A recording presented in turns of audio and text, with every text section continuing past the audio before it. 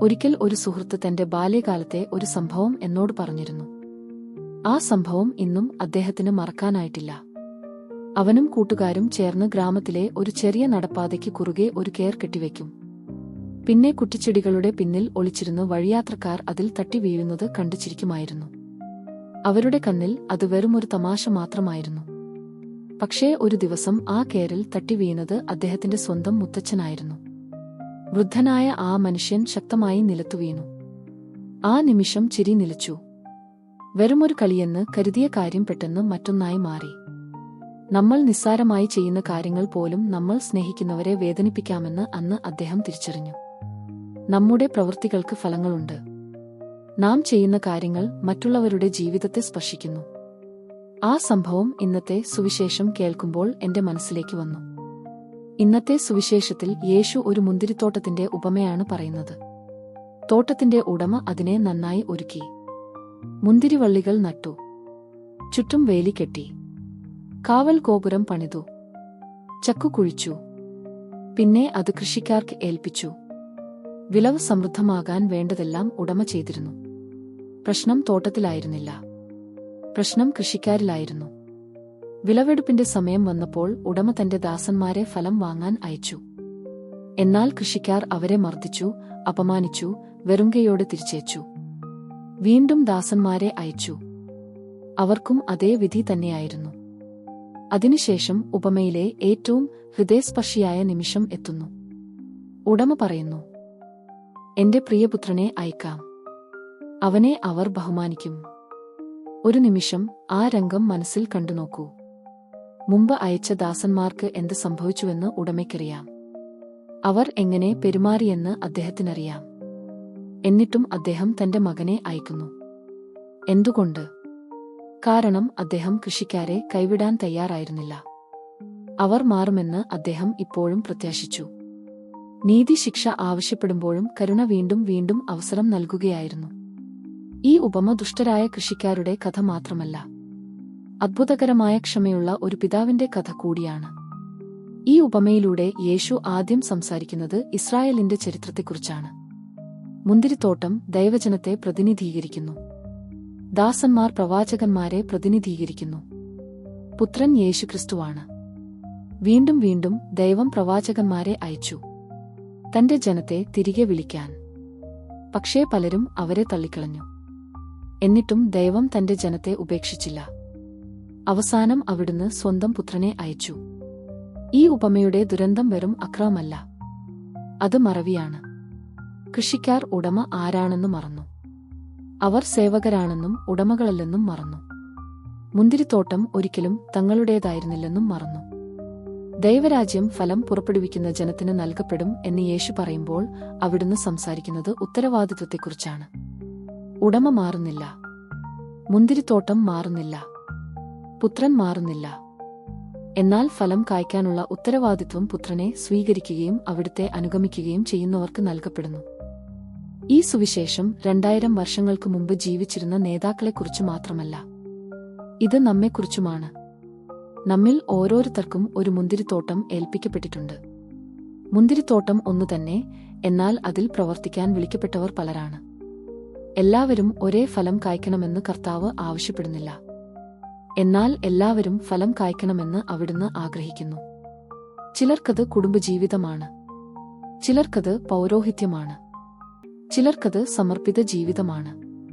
ചിലർക്കത് തൊഴിൽ രംഗമാണ്. ചിലർക്കത് ഒരു ശുശ്രൂഷയാണ്. രൂപങ്ങൾ വ്യത്യസ്തമാണെങ്കിലും ഉത്തരവാദിത്വം ഒന്നുതന്നെയാണ്. ദൈവം ഏൽപ്പിക്കുന്നു. നാം പരിപാലിക്കുന്നു. ദൈവം നൽകുന്നു. നാം പ്രതികരിക്കുന്നു. ദൈവം ഫലം അന്വേഷിക്കുന്നു. ചോദ്യം ലളിതമാണ്.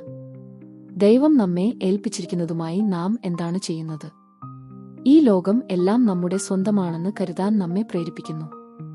എന്റെ ജീവിതം, എന്റെ ശരീരം, എന്റെ സമയം, എന്റെ പണം, എന്റെ ഭാവി, എന്റെ പദ്ധതികൾ. എന്നാൽ സുവിശേഷം നമ്മെ ഓർമ്മിപ്പിക്കുന്നത് മറ്റൊന്നാണ്. എല്ലാം ആദ്യം ഒരു ദാനമാണ്. ജീവൻ ഒരു ദാനമാണ്. വിശ്വാസം ഒരു ദാനമാണ്. കുടുംബം ഒരു ദാനമാണ്. നമ്മുടെ കഴിവുകൾ ഒരു ദാനമാണ്. എല്ലാം ദൈവത്തിൽ നിന്നാണ് വരുന്നത്. എല്ലാം അവസാനം ദൈവത്തിന്റേതാണ്.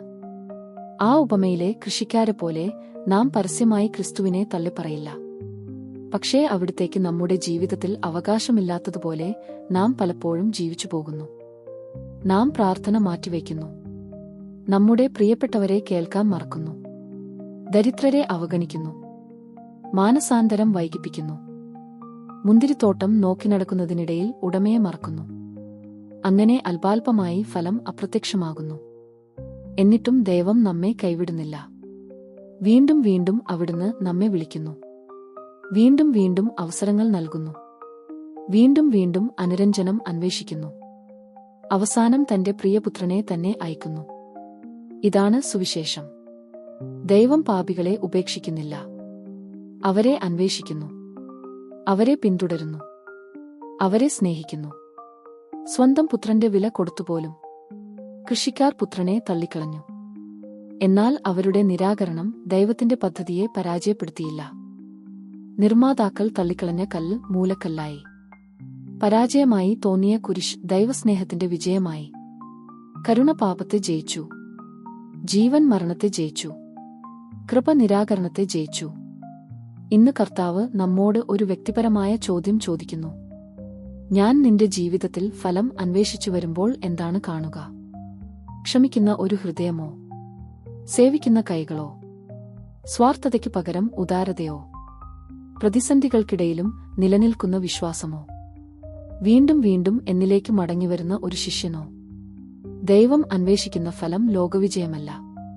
അവിടുന്ന് അന്വേഷിക്കുന്നത് വിശ്വസ്തതയാണ്, കരുണയാണ്, നീതിയാണ്, വിശ്വാസമാണ്, അവിടുത്തേതായ ഹൃദയങ്ങളാണ്.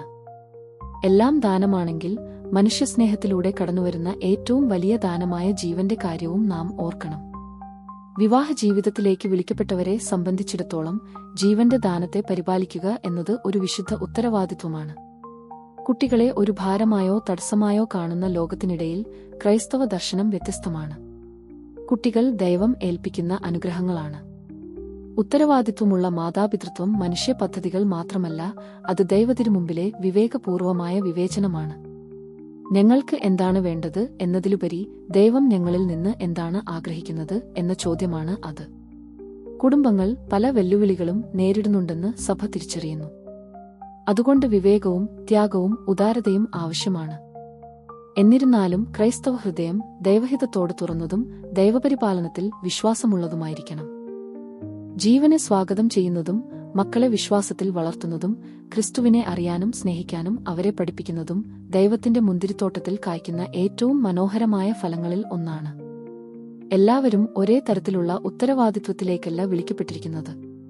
വൈദികൻ തന്റെ പ്രസംഗത്തിലൂടെയും ശുശ്രൂഷയിലൂടെയും മുന്തിരിത്തോട്ടം പരിപാലിക്കുന്നു. സമർപ്പിതർ പ്രാർത്ഥനയിലൂടെയും സാക്ഷ്യജീവിതത്തിലൂടെയും അതിനെ പരിപാലിക്കുന്നു. അവിവാഹിതർ വിശ്വസ്തമായ ശിഷ്യത്വത്തിലൂടെയും സേവനത്തിലൂടെയും ഫലം കായ്ക്കുന്നു. വിവാഹിതർ പരസ്പര സ്നേഹത്തിലൂടെയും ജീവനെ സ്വാഗതം ചെയ്യുന്നതിലൂടെയും ഫലം കായ്ക്കുന്നു. സന്താനലഭ്യതയില്ലായ്മയുടെ കുരിശ് വഹിക്കുന്ന ദമ്പതികൾ വിശ്വാസത്തിലും പ്രത്യാശയിലും നിലനിൽക്കുന്നതിലൂടെ ഫലം കായ്ക്കുന്നു. മുന്തിരിത്തോട്ടം ഒന്നുതന്നെ, എന്നാൽ അതിൽ പ്രവർത്തിക്കാൻ വിളിക്കപ്പെട്ടവർ പലരാണ്. എന്നാൽ എല്ലാവരും ഫലം കായ്ക്കാൻ വിളിക്കപ്പെട്ടവരാണ്. ഇന്ന് നാം ബലിപീഠത്തിലേക്ക് അടുക്കുമ്പോൾ ഒരു കാര്യം ഓർക്കാം. മുന്തിരിത്തോട്ടം ഇന്നും ദൈവത്തിന്റേതാണ്. ഉടമ ഇന്നും ദൈവമാണ്. പുത്രൻ ഇന്നും യേശുക്രിസ്തുവാണ്. ഈ ബലിപീഠത്തിൽ തള്ളിക്കളയപ്പെട്ട പുത്രനെയാണ് നാം സ്വീകരിക്കുന്നത്. നമ്മുടെ സ്വന്തം കഴിവുകൊണ്ട് കായ്ക്കാൻ കഴിയാത്ത ഫലം അവിടുന്ന് തന്റെ കൃപയാൽ നമ്മിൽ കായ്ക്കുന്നു. തള്ളിക്കളയപ്പെട്ട മൂലക്കല്ല് നമ്മുടെ ജീവിതത്തിന്റെ അടിസ്ഥാനമാകുന്നു. നാം ആരുടെ മുന്തിരിത്തോട്ടമാണ് പരിപാലിക്കുന്നതെന്ന് ഒരിക്കലും മറക്കാതിരിക്കട്ടെ. ഉടമ ഫലം അന്വേഷിച്ചു വരുമ്പോൾ കൃപയാൽ രൂപാന്തരപ്പെട്ട ഹൃദയങ്ങളെയും വിശ്വാസത്തിൽ വളരുന്ന കുടുംബങ്ങളെയും സ്നേഹത്തിൽ ജീവിക്കുന്ന സമൂഹങ്ങളെയും പുത്രനെ സ്വീകരിച്ച് അവസാനം വരെ വിശ്വസ്തരായി നിലകൊണ്ട ശിഷ്യരെയും അവിടുന്ന് കണ്ടെത്തട്ടെ. ആമേൻ.